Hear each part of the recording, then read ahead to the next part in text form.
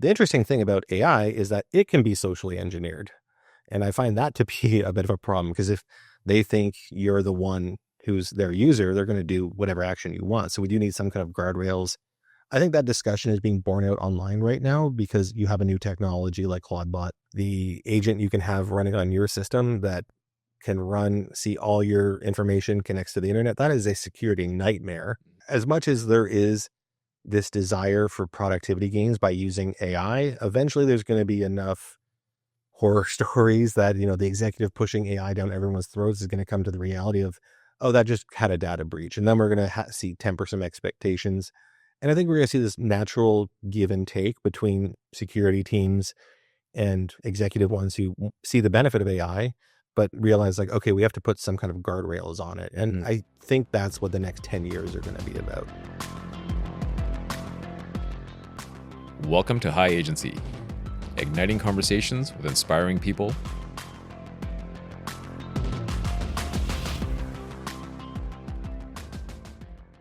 Hackathons are a real community sport these days, gathering with like-minded, talented people, time-boxed into an extreme deadline, and then letting loose on ideation and building. Well, a weekend hackathon in 2014 yielded an interesting idea. And then fast forward 8 years, and that scrappy project serves over 6 million brands, from Fashion Nova, Kylie Cosmetics, ESPN, and others. But here's where the story takes an unexpected turn. The same mind that helped build the infrastructure powering millions of social media interactions is now hunting the bad actors who exploit it. Social platforms process billions of interactions daily. Every DM, every comment, every link in bio represents both an opportunity and a vulnerability. The same data patterns that predict which reel will go viral can also reveal the fingerprints of a phishing attack before it strikes. So today we're going to talk about the full arc, from drag and drop scheduling tools that turned Instagram followers into customers, all the way to the emerging battlefield where AI-powered scams target the creators and small businesses who built their livelihoods on these platforms. Joining me is Ian Mackinnon, co-founder of Later.com and now founder of Stingray Security. Ian started out with several Vancouver technology companies as a founder or early employee. He taught coding at boot camps and actively mentors local startups. With degrees from Waterloo and Stanford and a track record of turning code into business, Ian brings a rare perspective on building and defending the social economy. Ian, welcome. Thanks for having me. So really interesting because at Skyrocket, our agency, we've been fans of Later for some time. Early on, we remember you from the days of when you were Latergram, I think, early on. Yeah. And then got yelled at by Instagram. No, we changed it before someone told us to. Like, we knew that cease and desist was going to come at some point. So let's just do it before someone tells us we have to. They had done it to other companies. They were like, all right, let's try and stay on their good side and do this before they make us. Yeah, I remember the rebrand. So a social platform, it sounds like a fun project. And you guys were, right on trend. I think coming about right when all of this stuff was exploding in the early 2010s. But how did you get into all of this? You had a master's degree, you were pretty deep into technology. So how did you get into sort of a consumer social media platform? It really happened because we wanted to do the hackathon, and me and my 3 other co-founders, we were just looking for an idea to do. And I always have this note of Ian's dumb startup ideas. I think everyone has that idea of like that list of things they want to do. You write them down, and 48 hours later, most of them are total crap. But the idea of that was always kind of sitting around. And this is, we were plotting this back in 2013 when Instagram wasn't a sure thing yet. It was growing, but business hadn't quite fully adopted to it yet. And when we were talking about ideas, I had pitched this one, and Matt, one of my co-founders, he knew someone who definitely had that problem and was very passionate. It's not like I had the problem in 2013 of I have so much Instagram content to post, I need to manage all that. I have never had that problem personally, but it was at the time Instagram's API didn't allow you to publish content automatically like all the existing platforms did. So we had this like push note of like, what's the next best thing, or push notifications. It was a little Band-Aid solution, but I think what the big take is for anyone who's looking at starting a company, you're better off having kind of a half a solution to something people care very deeply about than a full solution for something people only mildly care about. Mm-hmm. Why'd you get into this in the first place? Like, what was it about technology, math as a field? I came of age Science? during the dot-com days. So just hearing about all these people making millions of dollars when they IPO'd, and a very 90s thing. But I was always drawn to technology. I even before that, I was always like computers and programming them. I was one of those people who did it very young, went to Waterloo like every good nerd does. And you're just kind of exposed to that culture of tech and thinking about problems from a very mathematical perspective a lot of the time. So I have a very traditional coding background. I know a lot of people come at it from different ways, but I'm definitely the traditional way. Mm-hmm. And the traditional way is what? It's like more rooted in computer science, Math underpinning, engineering principles, not being specific to any one programming language, understanding how the machine works, because that will work through any time in technology. Like a database is still going to work like a database. Code is still going to compile no matter what layers of AI we put on top of all of that. Mm-hmm. I mean, as an observation, how do you feel about how the culture of development has changed? Vibe coding is obviously a big deal, and there's something to be said for having, a bit of a purist mindset of, coming from a, mathematical foundations and engineering background, and then applying that to computer science. But it's, there was already a period around, web development when it was like script kiddies, we used to call them back in the day, right? Of just kind of hacking stuff together. You don't really know how it works, but you kind of make things go. Well, everyone's a script kiddie at this point. I've kind of likened it to Harry Potter. It's like we gave wands to all the muggles, and we're going to see what happens. It's going to be really exciting when you give every muggle a wand. However, I went to Hogwarts. I'm good. I know how to use these things. I'm not worried about a bunch of people with wands, but it does democratize things quite a bit for everyone to kind of make simple little apps. I think the challenge comes when you realize for a software developer, writing code is not most of the job. Understanding requirements, fixing code, refactoring it, keeping it scalable, because Facebook in 2005, 2004 is extremely different than Facebook in 2007 and 2012, all the way here till 2026. Like, software has a natural ebb and flow and a scale to it. And I think it requires a certain level of experience to still do that. Like, the AI is not going to have you go all the way. Like, you might have to understand a bug very intimately in order to fix it. And AI is not always going to do that. And there's also the bleeding edge. Like, AI doesn't know everything about coding, especially when it comes to newer platforms.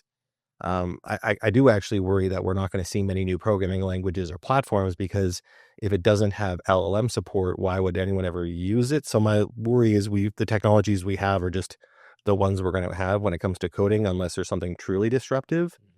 But all in all, I'm very glad I learned all this long before the ability to kind of not worry about the details happened. Because everyone can be a software architect now, or everyone kind of has to be a software architect.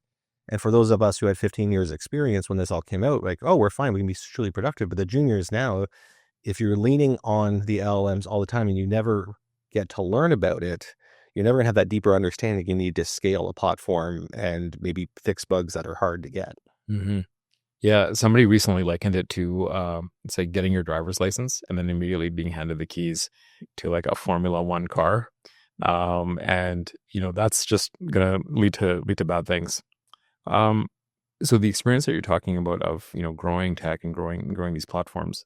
So when later first came about, what do you sort of experience? What do you learn in its sort of growth trajectory? Because it came a long ways quite quickly, right? I mean, maybe not quite the exponential hockey stick growth of Instagram itself, but I mean, quite impressive still. Like, serving not just the end user, but 6 million brands is pretty significant. So what did you learn? What were you challenged by during that period when you were trying to build your teams and scale up the technology? Hiring teams is always going to be the hardest part. Finding talent that can solve problems and work well together, that's always going to be your hardest thing. I always said the technology is never the hard part. It's the people who make the technology that can be the hard part. And I imagine that this has gotten so much worse with hiring tech talent, because how do you know you're interviewing a person rather than Claude code? We're going to have to go back to the days of it just writing code on a whiteboard, which, seemed archaic during the pandemic, but now we might have to circle back to that just so we can truly understand how well someone knows something. But the people in building a team are always going to be the hardest part, which is, I think, one of the great things about all these tools for AI is that they'll get you to leverage the existing talent you have. So one developer, he or she can do a lot more than they did before. So you can at least have fewer people, but also just the communication between people. There's always this concept of the mythical man month where, you don't get to measure it in terms of the number of months it would take. And if it was going to be a 10-month project, 10 people can't do it in 1 month. Like that just doesn't work in the software world. The communication overhead is always going to be something. And I think at least with one person able to have more in their head, but you are then having a lot more imposed on that one person who now has expectations to maybe write 5 times the amount of code that they would have a few years ago. Mm-hmm. When you were building the team out later, was it inherent? Like, did you have a pretty good instinct about what you were looking for in people, or is there some secret sauce that you had identified that really made the development teams at later work well? We definitely were looking for people who could work collaboratively, and we were, I think, very successful at doing that. Sometimes it's tempting to get the superstar who can work on their own, the lone cowboy, that kind of archetype. The 10x developer, right? Yeah, I mean, and I believe in the concept of a 10x developer. I think it's also the environment a person is. Like, I'm definitely 10 times more productive when I'm working with my own stack and my own rules than I was when I was working at a big enterprise. When I was working at a big enterprise developer where you had legal considerations and all these compliance, like, yeah, I'm going to be a 10th as productive as when I can do whatever I want when it comes to putting out features. But when we talk about the superstars, they very rarely turn out to be exactly what you want. The best superstars can still work collaboratively, and that's often more important. And you can always train people a certain amount on technical ability. Experience does matter, and I imagine it matters even more now as you're hiring up a team. But just having people who work together well, enjoy their time together, that was always something that we were looking for. We actually found a lot of success hiring from programs from people who might have done a computer science degree after the fact. Like UBC has this Bachelor of Computer Science program for people who've already got an undergrad already, did something else, came back to school, did a 2-year computer science degree. We really found success hiring out of that. SFU has a similar program. I think most computer science programs have something similar. You get people who are a little bit older, a little more mature. They've chosen to go into this field for the right reasons. They didn't just pick it when they were 18 like I did. I lucked out, but there are people who get into this and turns out they really don't enjoy it. And they're just kind of had heard from someone that it's a good paycheck. I imagine that's less of a concern in 2026, given what I've heard about hiring stats out of college. Yeah, I mean, the paychecks have definitely changed. So is it just like the life experience and that being more intentional about the field that you're going into that made the difference? I think it is a willingness to learn, less arrogance, that worked well with what the culture was that we were trying to create out later. Yeah, I mean, I've dealt with some of that in the past where I think there's sometimes especially a young, smart person will conflate intelligence with experience.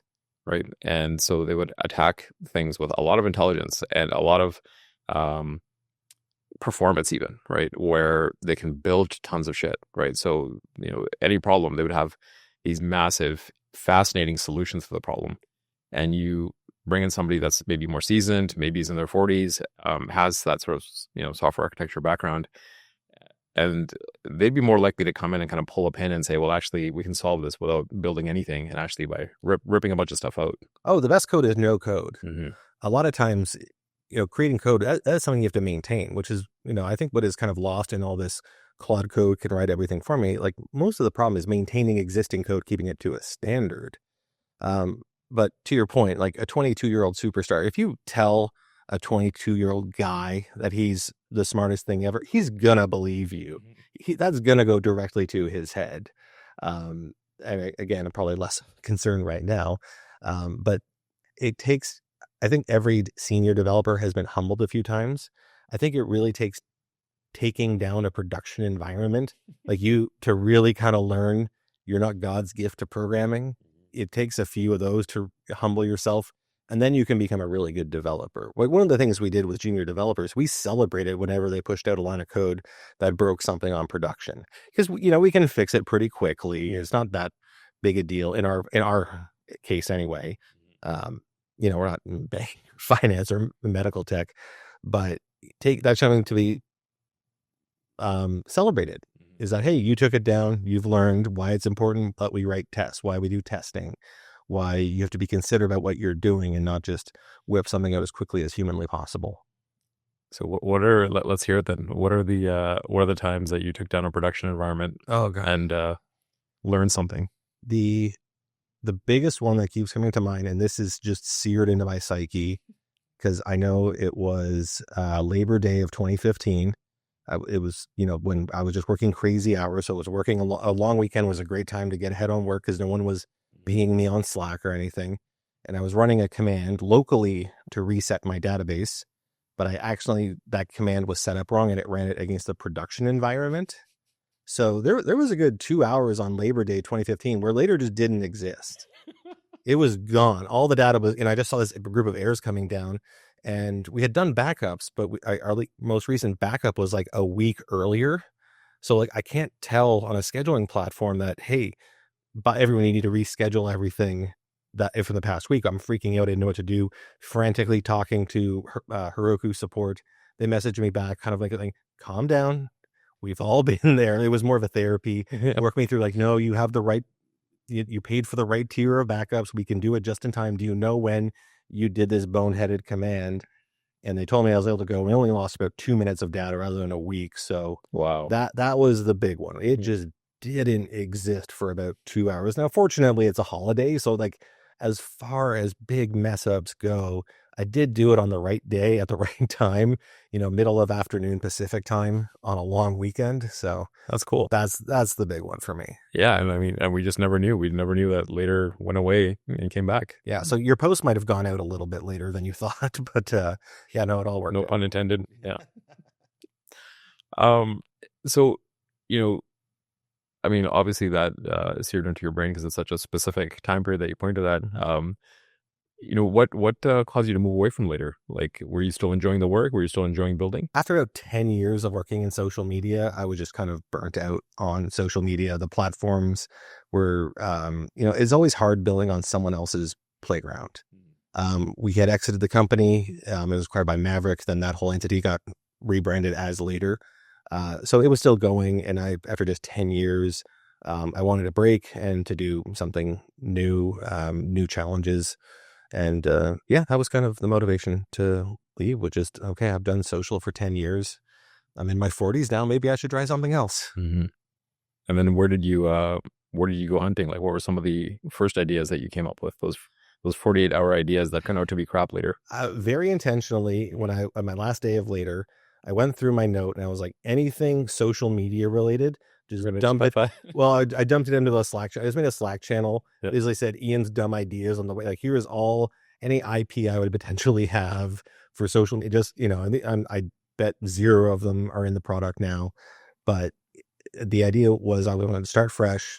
I was going to take a year off before I started another company. One part just because my wife would kill me if I immediately started something. So we took a year off. We went to Portugal for a month. It was great. But I was also doing grad school again, just because I needed something to keep myself busy. Otherwise I would immediately start a company, but you just immediately start thinking about problems that you have and what can be solved. And I found the amount of cybersecurity was something I had to learn at Later because it was no one else's job. Therefore it was mine. And we were getting hit. There were just different things I was exposed to at Later in terms of what we were being experiencing.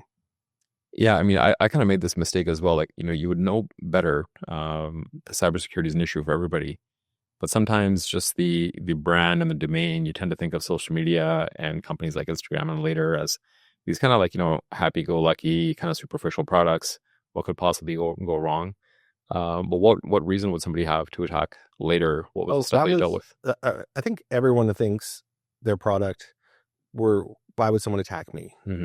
But one does get to a certain size where, no, you're a target now. And even if you're not, as I say, security through obscurity is not really security.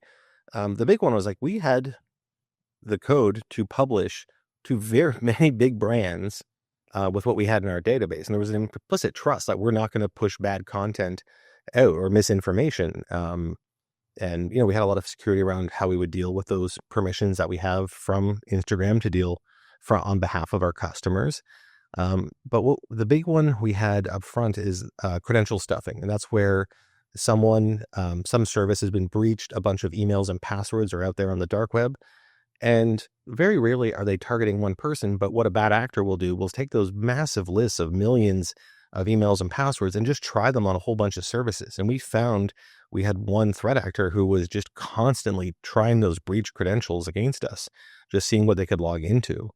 Because then they have access to then they can take that list and then sell it back on the dark web to say, oh, here's logins to 10,000 accounts somewhere else, and then do what you're going to do with those, whatever malicious things you can come up with. I think once you realize who's ever doing it might not be the end user of whatever bad thing, they might sell whatever they found hacking you to someone else. So that's when you start to understand how it's really more cyber criminals than hackers per se, because it's a business.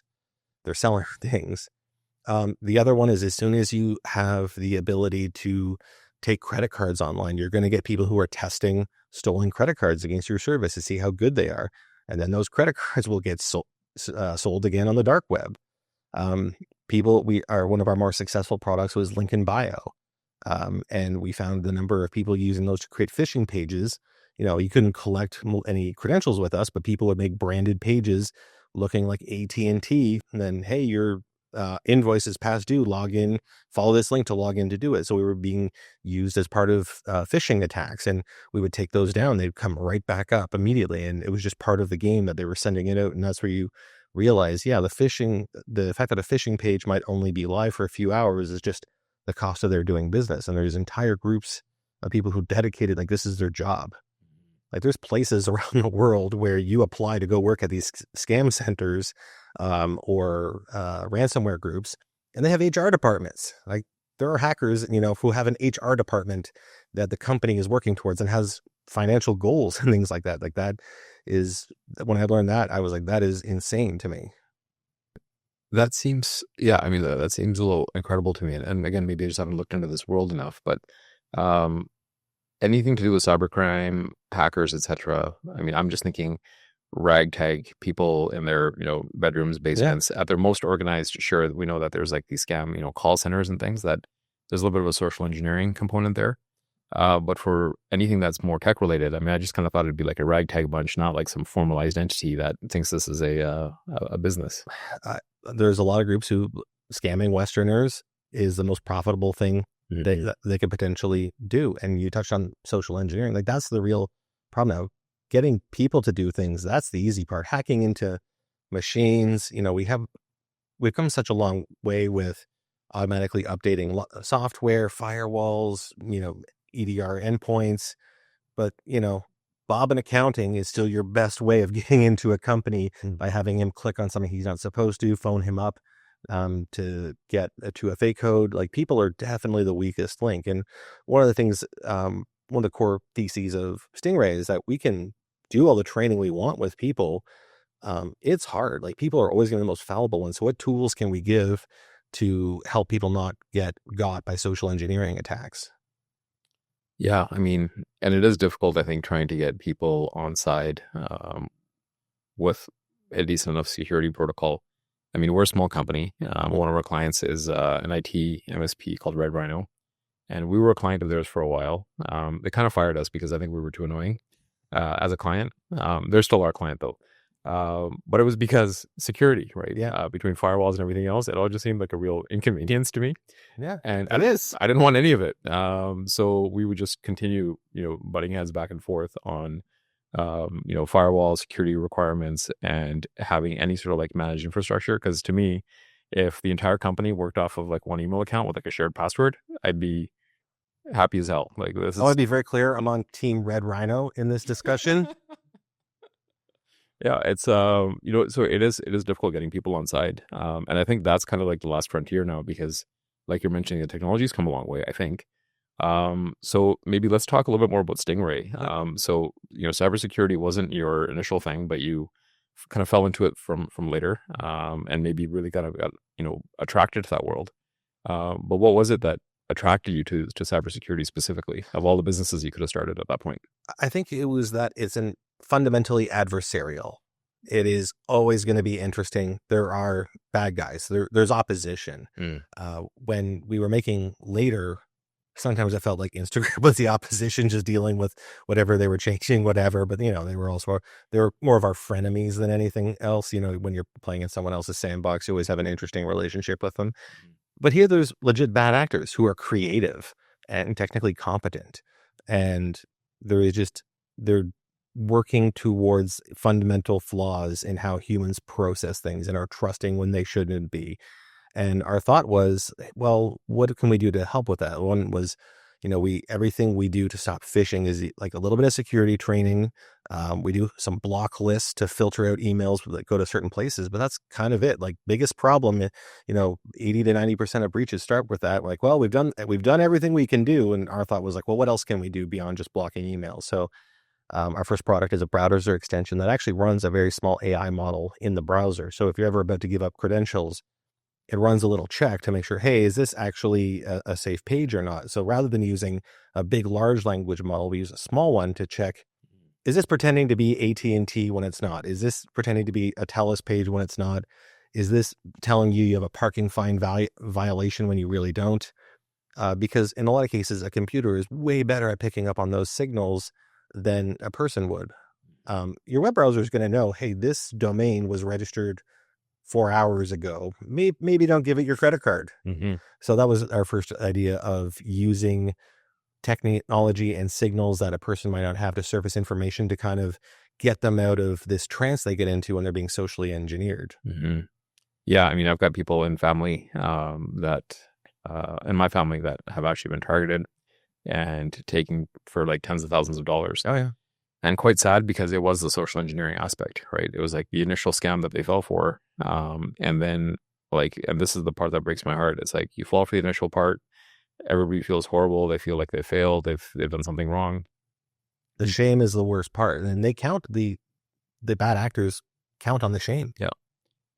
To such an extent. And this is where there was a certain genius to it that you almost have to respect. Counting on that shame, they reached out again, the bad actors did, like months later, as the fraud sort of like resolution department. Yeah. To help them recover their funds, and then took them for even more. And the recovery scam, like, that's usually just that little stinger on the end of a scam, someone coming by saying, hey, the little bit of hope. Yeah. Oh, we can get it back for you. We just need, and those lists get sold. Like, if you've ever fallen for a scam, you're now on a mugs list, mm-hmm. and you're going to get way more outreach from all these ones because they know you're susceptible to it. Yeah. I mean, and that part is so tough, because it's like, it's playing on the human psyche. And anybody I think that's been through that, yeah, you would hold out some hope. And if somebody comes along and gives you a light at the end of the tunnel and says, if you do this, maybe we can.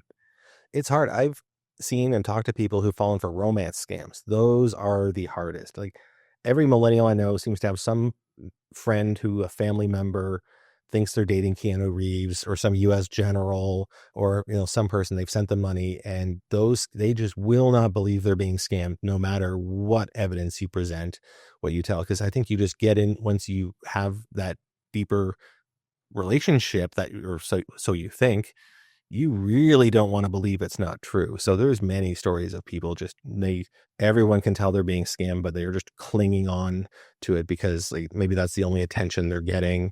Sure, this person might have got me into a fraudulent crypto trading platform, but they're also the only person sending me text messages every morning. So it gets very complicated. Throw in the shame, sunk costs. Again, they're appealing. Humans don't get software updates like Chrome does to fix vulnerabilities. Unfortunately, we have what we got. Yeah. I mean, what are the scams that you're seeing that smart people that should know better that they're falling for? The big one that we're also focused on, aside from phishing, is pig butchering. Pig butchering is comes out of Southeast Asia, Cambodia, and Myanmar. it is often intertwined with romance scams where you meet someone online. That person is leading a somewhat luxurious lifestyle. A lot of cases, those like text messages that you get that are like, "Hey, are you still picking me up from the airport?" Mm. The wrong number, Yeah. the accidental ones. That is a huge vector to start these, where then, oh, that person's like super apologetic. And before you know it, you have a little texting pal. They're sending you photos of their luxurious lifestyle. And all too often, it's just some influencer in China you've never heard of. They're just reusing their photos. And they're going to tell you like, "Oh, I made my money trading crypto. Do you want me to show you how?" They take you to like AI quantum trading, and these pages look legitimate, and you transfer them money and you'll see your crypto profits and you think but your money's been gone. And then, this is hence the pig butchering. They keep fatting you up. You put more in because if I've turned $500 into 1,000, why wouldn't I put $10,000 in this platform? Then you try and take your money out, and all of a sudden they're trying to hit you with fees. This person that you're maybe in some kind of an online romantic relationship with tells you, "Oh, this is just normal, just do it." And you don't know that these two parties are in cahoots. Like, it's all coming out of one scam center. And then before you know it, all your money's gone and everyone has gone away. And I think what you get are very smart people who maybe felt FOMO over the crypto booms. And nothing like seeing your dumbass high school friend make mint in crypto. Nothing will make smart people do dumb things quite like that. So if you're presented with that opportunity, you might think AI Quantum Global Trading.live is a legit site. So we've been tracking the creation of those sites. We find over 100 are created every single day. That's how many crypto trading platforms are being created in pig butchering scams. It's just, and they last for months because the interesting thing about phishing is that there's an implicit copyright infringement. Like, I'm pretending to be Talos or whatever. And what these pages realize, oh, I can just make my own bonkers crypto brand because people don't know crypto brands. And we're just selling a scam to people who get FOMO over crypto. And most crypto brands are bonkers anyways. There is a very thin line between scammy and sketchy. There's a lot of sketchy crypto products out there. So telling the difference between it and legit scam can get quite difficult. Mm-hmm. So if there's so many platforms like coming online and people send in money, like, are these just like pages that have been thrown up? Like, Oh yeah, there's templates. Okay. You can look at them and see these templates being reused over and over again. All too often, and you also see ads for these on Facebook. Like, the number of ads where someone's trying to convince you that Prime Minister Carney is trying to get you to buy crypto through some platform because they saw an ad through Facebook. Like, as we saw, these scams are contributing something like 10% of Meta's revenue from advertising. And they're always going to be advertising some crypto page. Maybe they'll try and get a lead information from you, but they'll reuse that template over and over again many times because often you're the only person who's ever been on that platform. Mm-hmm.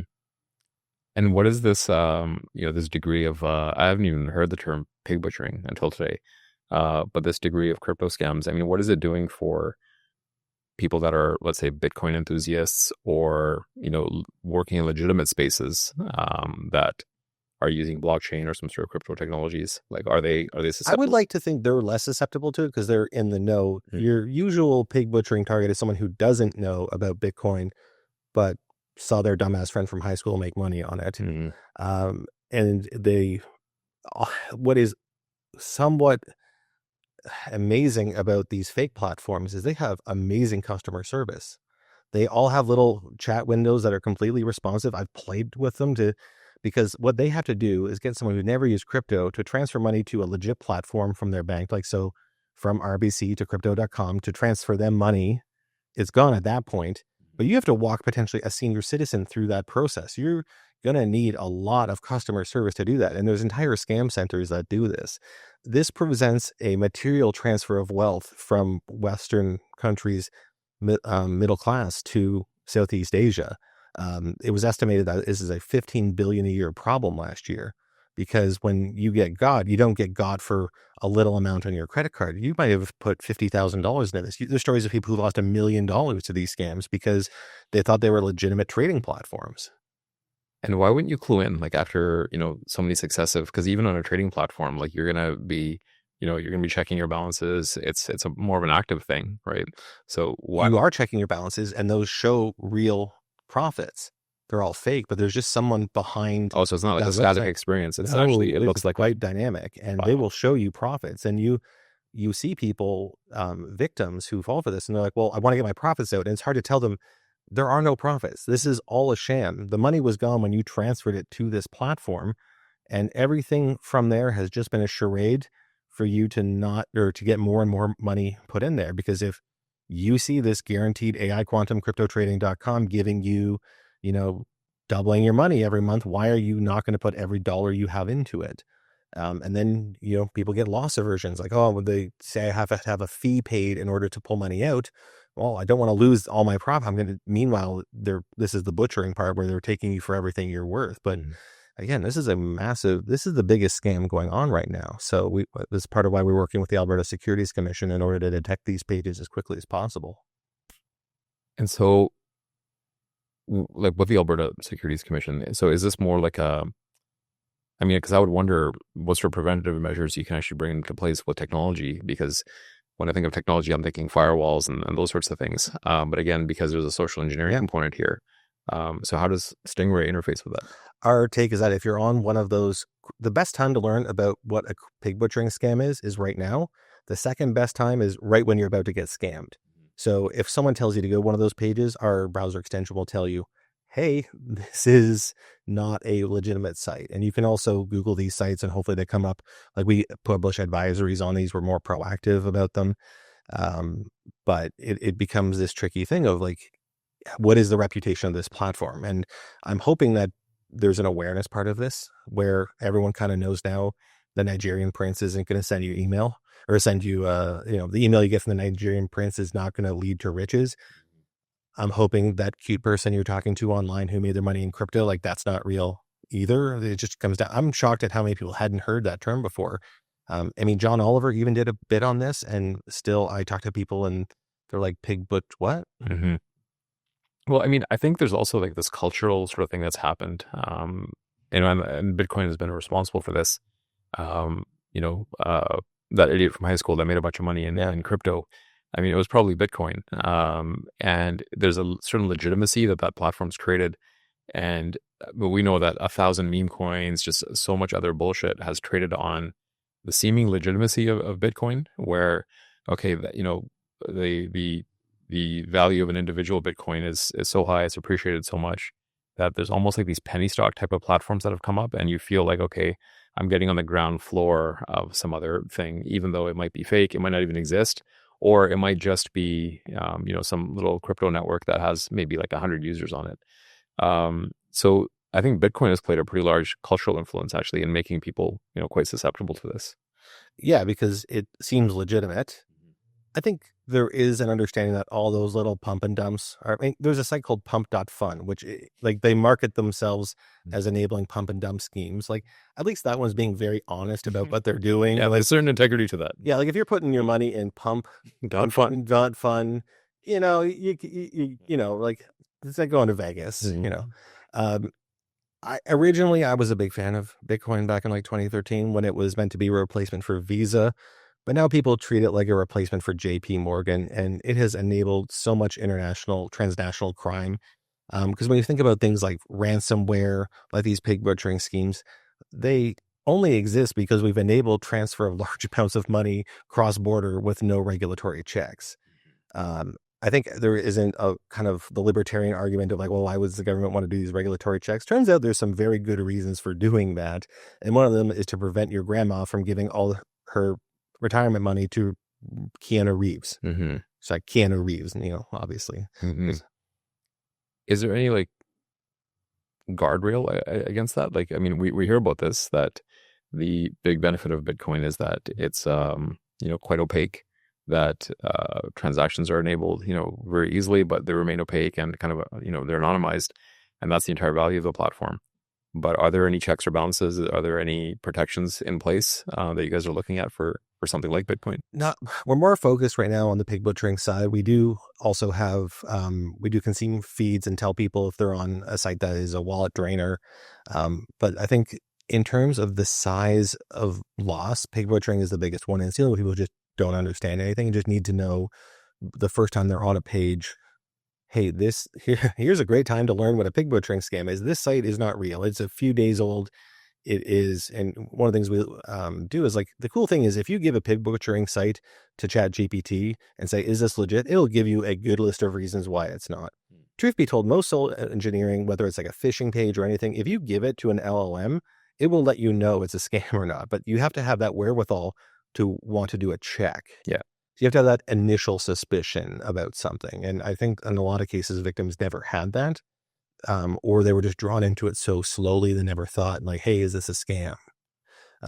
But yeah, Bitcoin has just enabled, and in any kind of Web3, has just enabled a lot and of transnational crimes, especially when people aren't in the know. A lot of these safety checks that we have in the traditional banking system don't really exist on Bitcoin if you're hosting your own wallet. And I think the existing platforms have to have some degree of compliance. There's only 12 platforms regulated in Canada, are authorized to operate in Canada for crypto trading. But isn't Web3 and this whole sort of distributed, decentralized thing, like, isn't this supposed to be the future of everything? I've been hearing that it's a future since 2013. I'm quite bearish on the Web3. Like, the number of things that really need to be distributed, I think, is completely overblown. I know there was talk of, like, well, you could have your land deed on the blockchain, and, like, why? A lot of crypto projects break apart when you're like, why is having a centralized authority for whatever scheme you have, why is that insufficient? For money, it makes some sense, but I've heard that this is going to be the next big thing, and I'm sure there's a lot of people who are there. If someone is a crypto bull, there is no getting them out of that thinking. But in terms of, like, how this is going to change the world, I remember when NFTs were a thing, there's always kind of something. And I think there's just this implicit, like, a lot of people like the volatility of it. It's exciting. People want to think it's the next big thing, but it just, I've been hearing that for a long time. And I don't really see why everything needs to be distributed. And when it comes to the currency aspect, I think we're also realizing those guardrails that we have with traditional currency, a lot of them are there for very good reason. So what do you think the future is of Bitcoin?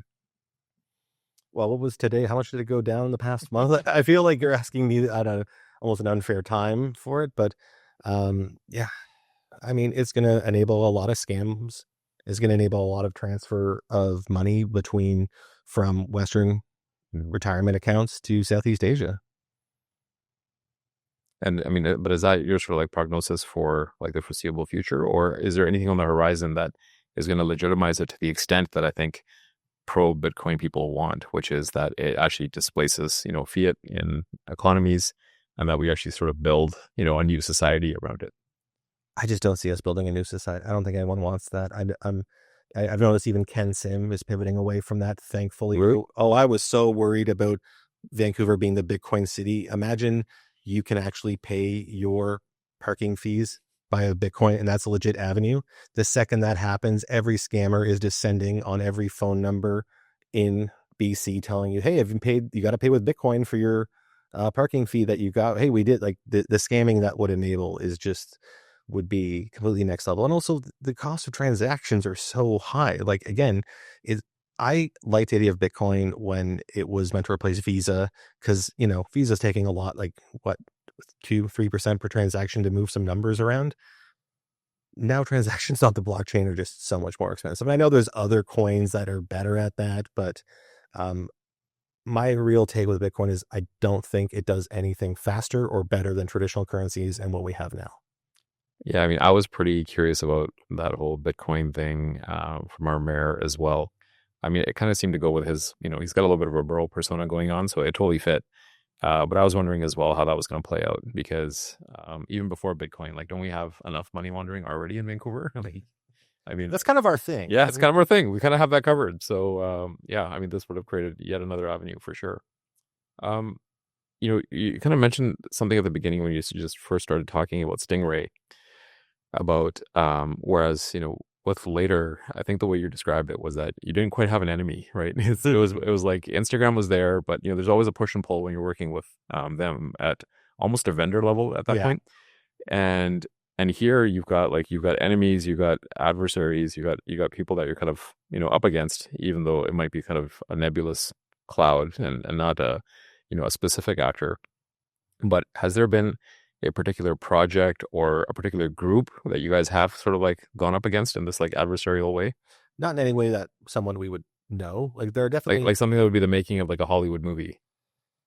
ooh, no, it's never that exciting. No, Unfortunately, okay. the closest we've come is that we've been publishing advisories of sites that we flag as crypto, and a lot of times, but you have to have a feedback mechanism of like report that this is an error. A lot of times we've had those scam operators try and be like, no, no, no, my site's totally legitimate. Here's our proof. Look at our Trustpilot page that we definitely didn't seed with a whole bunch of fake reviews. So I don't think we're a big enough deal where we're on anyone's radar yet.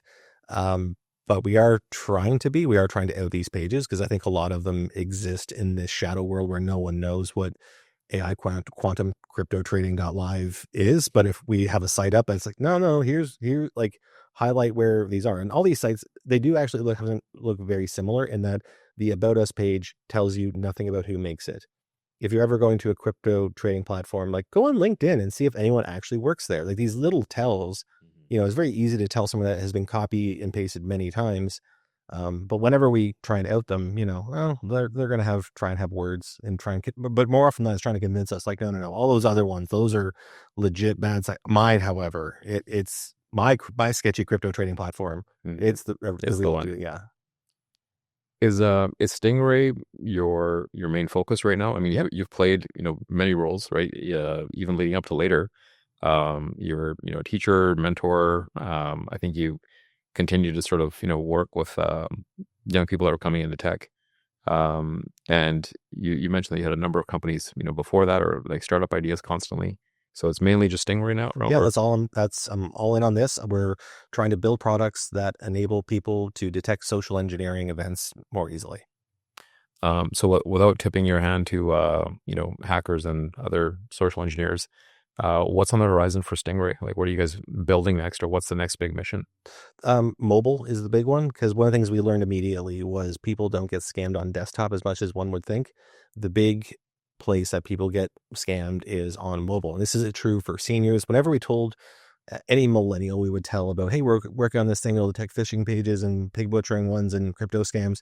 They're like, cool, my parents need this. This is the big thing people were concerned about. And you're like, oh, well, you can put your parents come on their desktop. No, my parents use an iPad. Mm. And we're like, okay, off we go to go make the mobile app.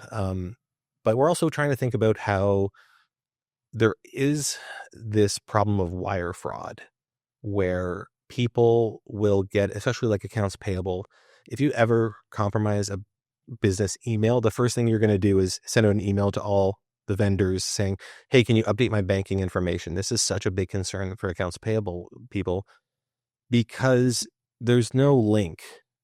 With a phishing email, there's a link to something, there's a sketchy page. But if I'm just sending you a bunch of numbers that I'm trying to convince you to update, this is the big people in the finance world are worried about because there's nothing for us to detect. Like, how do you know this is not a legitimate, this is a mule bank account?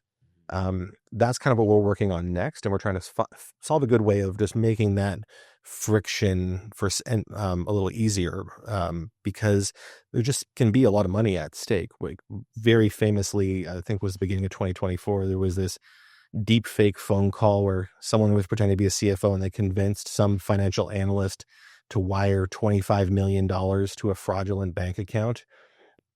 Unfortunately, deepfake is not quite, I think that was a little overblown how much the deepfake was involved, but this is the big thing. We are fundamentally getting to a place in our society where whenever you're asking for money for something, we need to do an out of band verification and just have a certain level of distrust. Like the big worry with deepfakes for audio is, if you're a parent, your kid phones you and says, help, help, I need you to interact me, Zelle this much money to there. We now have to be in a point where we get comfortable challenging people we know with some piece of information, like a safe word or, okay, well, that's cool. What high school did you go to? Oh, and if they can't answer that immediately, you might be getting fake. We're entering a very low trust society for what we see with deep fakes. And unfortunately, I think enough people are realizing how easy it is to fake video and audio. It's hard to do in real time, but the technology is getting there. So how we do trust is something that we kind of are thinking about on the horizon, especially when it comes to sending large amounts of money and verifying who is requesting that transfer. No, it's a different time.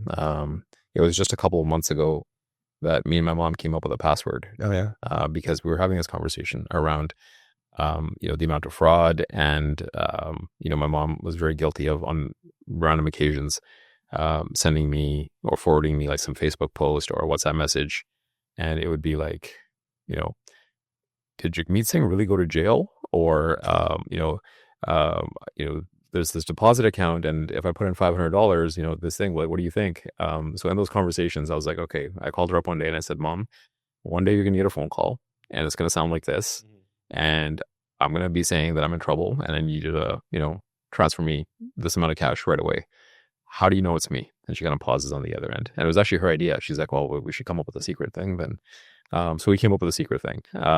But I don't think, and I mean, I'm like a little bit savvy, right? And I can pretty much guarantee that in our families, in my wider circle, we might be the only mother son that have like, a password amongst us. I don't think that's the norm by any means. And it's just something we have to get comfortable with. I've done phishing testing to my mother. I have texted her from a friend's phone, say, hey, it's Ian, can you send money? And then fortunately, but then she'll text my number back and like, no, don't, we're doing a full blown test. And, fortunately she just didn't respond. So I think I've trained her well, but to know that just isn't going to happen. But this is just something we have to do with our families. And I think as millennials, as our parents get especially older, is one of those kind of conversations we have to have, along with like, so how long are you going to be driving? Hey, what happens if I text you or phone you and you hear this voice? What would it take for you? How are you going to verify it? And we're just going to have to get very comfortable as a society challenging people. It's funny. I had one of the VC funds I work with. They had to do some change of banking info, and being me, he's immediately rhyming off and like, this is the last time we talk to each other. I know this is the car. Like he's, self identifying, and that, he's self authenticating himself. And I'm like, this is what we have to move to as a society, because sure, real-time deepfakes aren't there, but Almost. yeah, they look not great, but if they're pre-rendered, they can be pretty good. Mm-hmm. Yeah, actually, you raised an interesting point where like me and my mom came up with this framework, but I haven't tested it yet. So yeah, you got to test it. Yeah. Get your friend's phone. I'm going to start harassing her with some text messages and phone calls. Everything that your IT department should do to you, or would have if you listened to Red Rhino's recommendations, you should be doing to your mother. They're going to love this podcast. So, in the culture of building, Stingray sounds like a really fun and interesting project, and so timely, right? I mean, this is a very necessary place we're in. I mean, I had no idea that Meta, 10% of their revenue could be attributed to scams. Like these are some wild numbers. And it's tough because like, what's their motivation to stop a scam? They're not the one perpetrating it. They're just the one profiting a little bit from it. Yeah. What do you see as being the sort of the next frontier? Like AI has taken over everything, and I think the AI conversation is kind of like 90s internet level, as in eventually it's ubiquitous and there won't be AI companies anymore. It'll just be like, what's the thing you're here to do, because AI is just a part of it. But where do you see things headed in terms of, AI and security and your role as sort of like a tech founder and a builder? I think AI very soon, if it hasn't already, is going to be about as novel as saying, hey, we use a database. Mm-hmm. Hey, we're Stingray Security now with a database. I'm like, or now with AI, like that's kind of the same way of like, yeah, of course you like, why would you not use such a fundamental technology in some meaningful way? The interesting thing about AI is that it can be socially engineered. And I find that to be a bit of a problem because all over the web right now, it's all about Claudebot or OpenClaw, the agent you can have running on your system that can see all your information, connects to the internet. That is a security nightmare. But inherently AI systems aren't deterministic in a way we're used to with other security ones. So part of it is going to be learning to sandbox these AI agents. I'm not working on that right now, but it is fundamentally like we're not going to be able to do security awareness training for AI agents or, in any way that they're going to pick it up too well. Because if they think you're the one who's their user, they're going to do whatever action you want. So we do need some kind of guardrails I think that discussion is being borne out online right now because you have a new technology like Claudebot, and everyone's kind of seeing like, oh, here's what it can do. There's going to be some horror stories come out of it, and we're all going to collectively learn and iterate on that. Because as much as there is this desire for productivity gains by using AI, eventually there's going to be enough horror stories that, the executive pushing AI down everyone's throats is going to come to the reality of, oh, that just had a data breach. And then we're going to see temper some expectations. And I think we're going to see this natural give and take between security teams and executive ones who see the benefit of AI, but realize like, okay, we have to put some kind of guardrails on it. And I think that's what the next 10 years are going to be about. There's something kind of like nihilistic about AI as well, because for all of the dangers and the warnings, it also seems to be a fascination and curiosity of like, let's see what happens, right? Oh, yeah. So some of what you're describing with, this whole Claudebot, Moltbot thing is, it's already happening, right? There's, cases of people that are fascinated that this thing wasted a bunch of their money, but they're so fascinated because for whatever reason, they sent it down, given it a task. It saw that it didn't have what it needed, used your credit card, bought something online, and, basically undertook a whole bunch of actions that they had never really authorized.